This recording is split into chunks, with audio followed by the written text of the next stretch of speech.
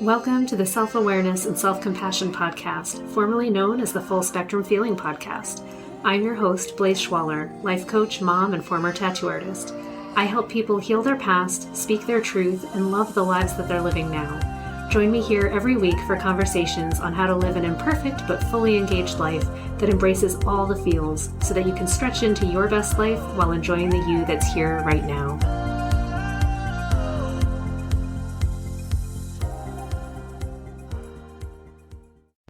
Hello and welcome back to Full Spectrum Feeling.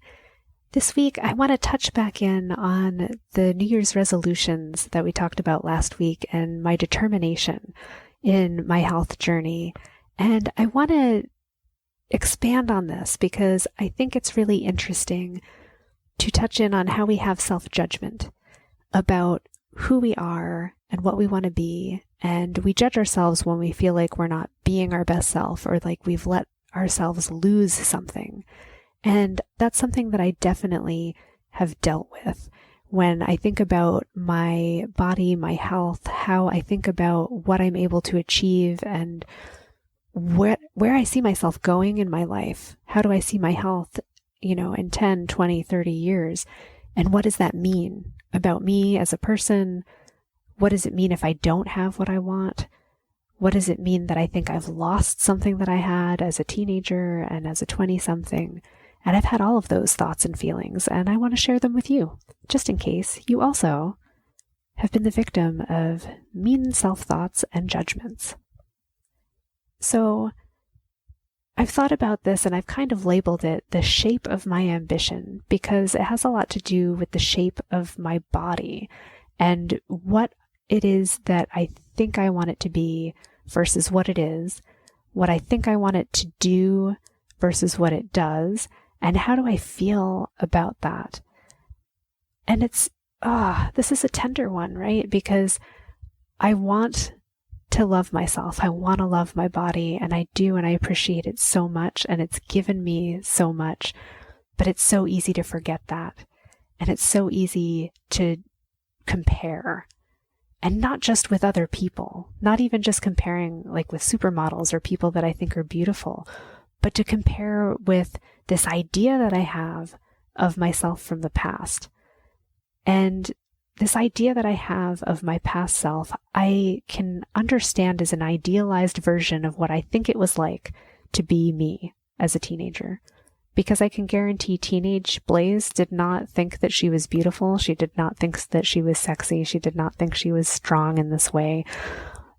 But my memories of who I was at 17, 18, 20 years old are of this strong, wiry, badass self that was able to do anything. That I could, climb walls, and I did karate for hours a day, several days a week.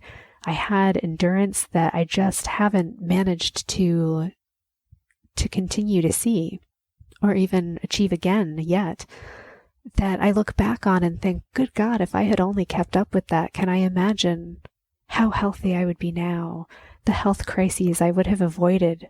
It makes me feel like lonely for this past version of myself that I've come to understand never was.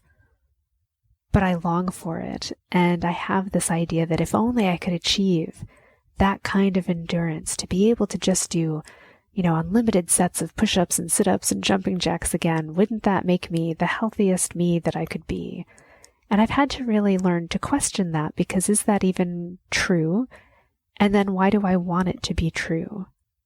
I have this idea of what I could look or feel like. And I wonder, did I actually feel that way back when I looked like that? Like if I look at an old picture of myself where I had like this long dark hair, I didn't have white hair then, and I had contacts, so I just looked different. And I was, in my teenage years, like 107 pounds. And in my mind, I thought like, wow, that's probably my healthy weight. I should aim to be that again. And it wasn't until my parents gave me my immunization records when they were cleaning up closets and they found all this old stuff that I looked at my health records, and the weigh-in for 107 pounds was when I was 17 years old. And I was thinking like I was a full-grown person then, and I wasn't. I was only 5 feet tall. I hadn't gotten as tall as I am now. So I gained, another 2 inches over the next several years. And here I am having this idea of myself and my ideal body. I must have to be 107 pounds to be that. And then I look at that logically and go, actually, that can't possibly be true, because I wasn't even full grown yet. I didn't, have hips. I didn't have boobs. I wasn't a woman in the way that I became in my 20s. So why would I want to reduce myself to this tiny number to be this smaller person? And I had to think about why that is. And I think it's that I don't have a healthy perception maybe in that moment of what a healthy me looks like. But I remember feeling healthy at 17, so I was like, okay, well, maybe I just want to re-achieve that.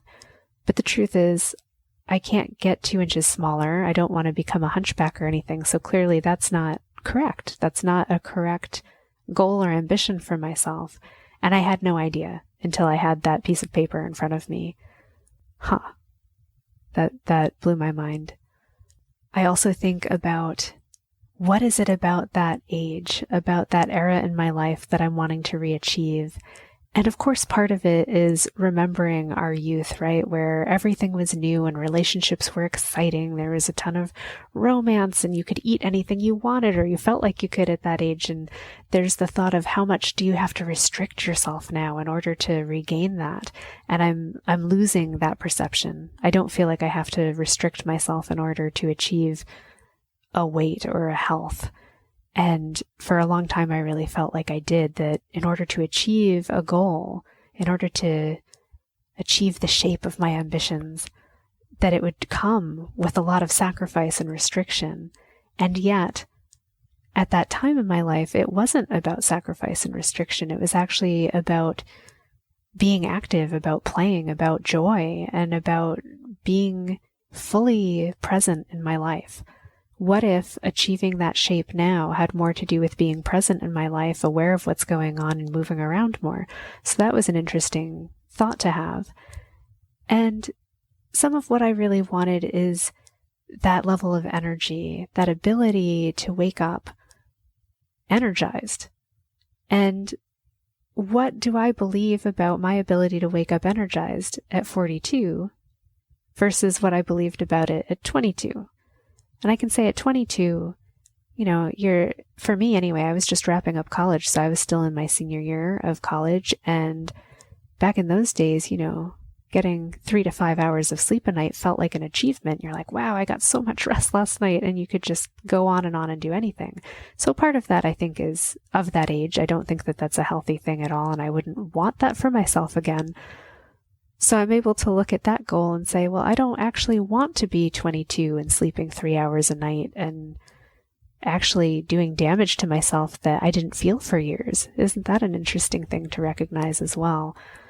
And my 22-year-old body, hasn't birthed a child, didn't know what that was like, hasn't been through so much, hasn't nursed me through recovering from difficult things and injuries. So the body that I have now has seen me through a great deal, and I can treat it very well.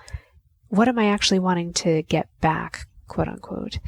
And I think what I want to get back is the sense of vitality, the energy and desire to show up and do athletic work, because I actually enjoy athletics when my body can breathe, when I can move around and do that stuff.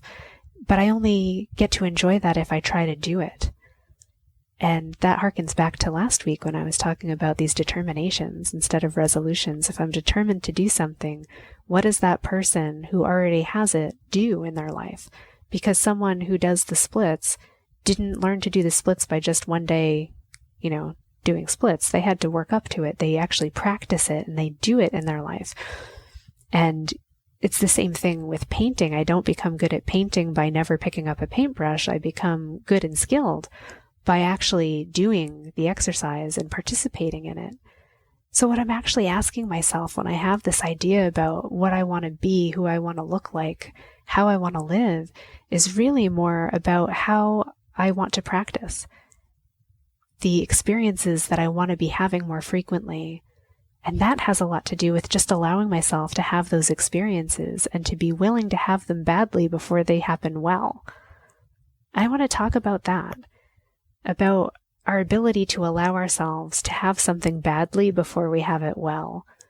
Because that trips me up sometimes, where I just want things to be good. I want to try something. I want to have success at it. I want it to be, wonderful. And it's always sad to talk with someone and say, yeah, I really tried this and I flopped on my face and it totally sucked and I disappointed myself and I got hurt. I don't want to do it anymore. That's often the follow-up, is like, that was so crushing and depressing. I don't want to do it anymore. But the person that I want to be, the person that I was someone who would flop on my face and get up and be like, do it again. Let's try it again. I'm remembering sparring, right? Where you just put on your gloves and you'd spar with someone and someone would like hit you in the face and that would suck and you wouldn't just give up. And I think part of it is that there was this whole community around me of other people who were like-minded.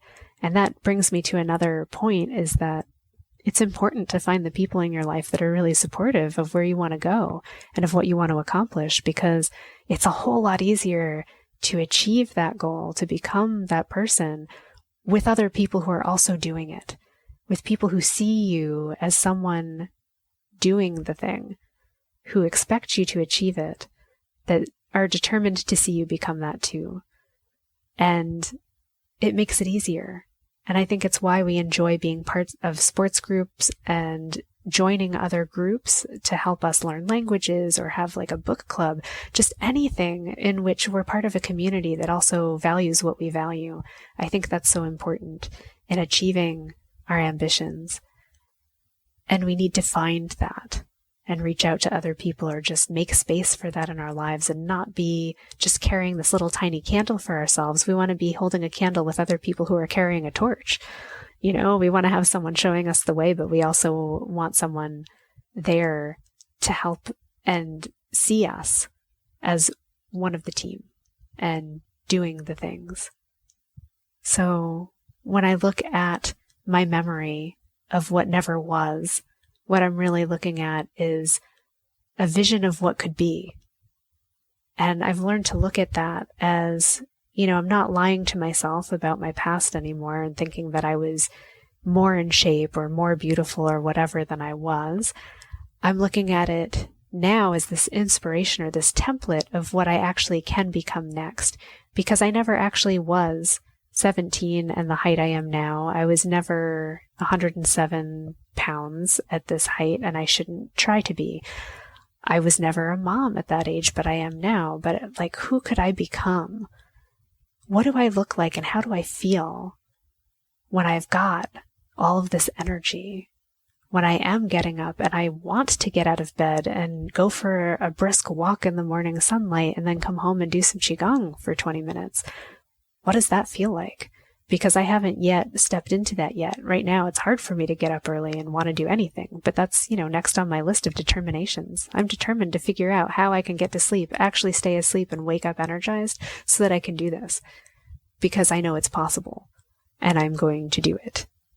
And it may not happen tomorrow and it may not happen next week, but I'm sure that by the end of this pandemic, I wake up with energy in the morning and I'm not feeling like I'm being deprived of extra sleep because I'm teaching myself how to get the sleep that I need. So I think part of it is also looking out for what I really need.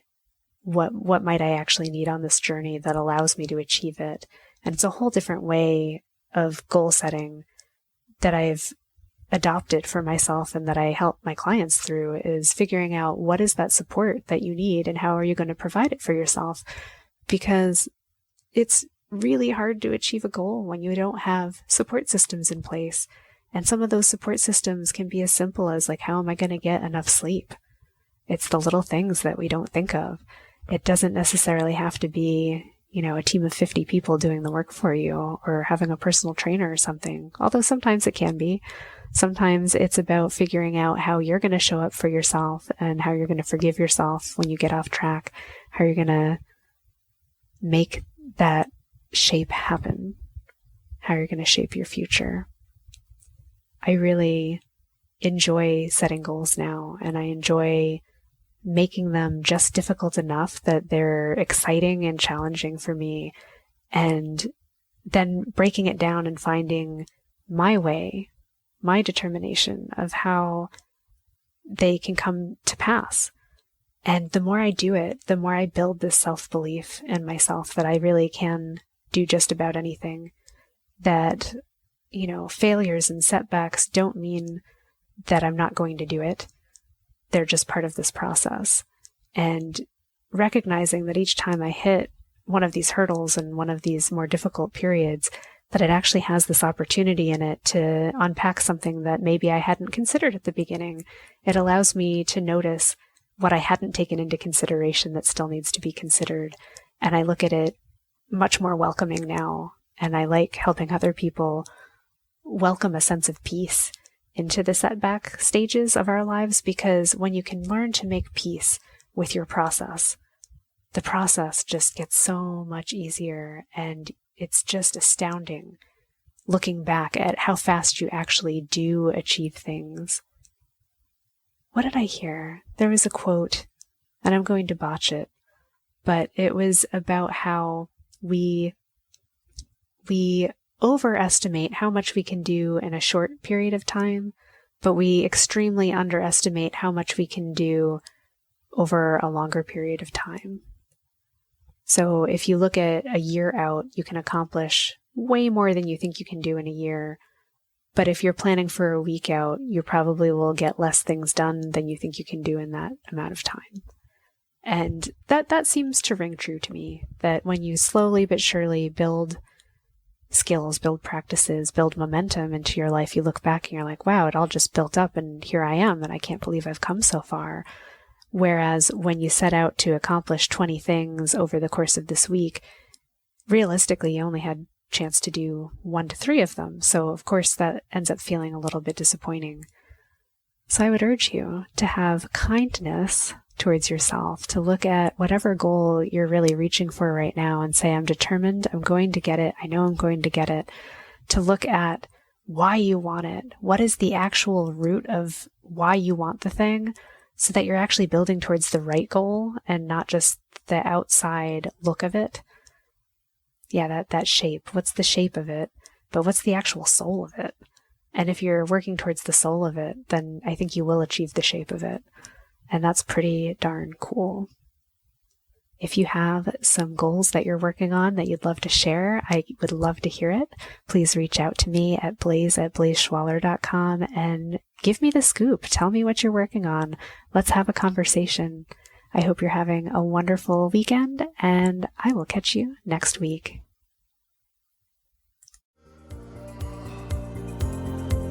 Thanks so much for joining me. If you enjoyed this podcast, please subscribe and share it with someone you love, and leave us a review. You can learn more and get some self-compassion tips and tricks by visiting coachwithblaze.com, where you can sign up to get my free booklet on overcoming anxiety, overwhelm, exhaustion, and burnout. I'm sending you so much appreciation and love, and I'll see you next time.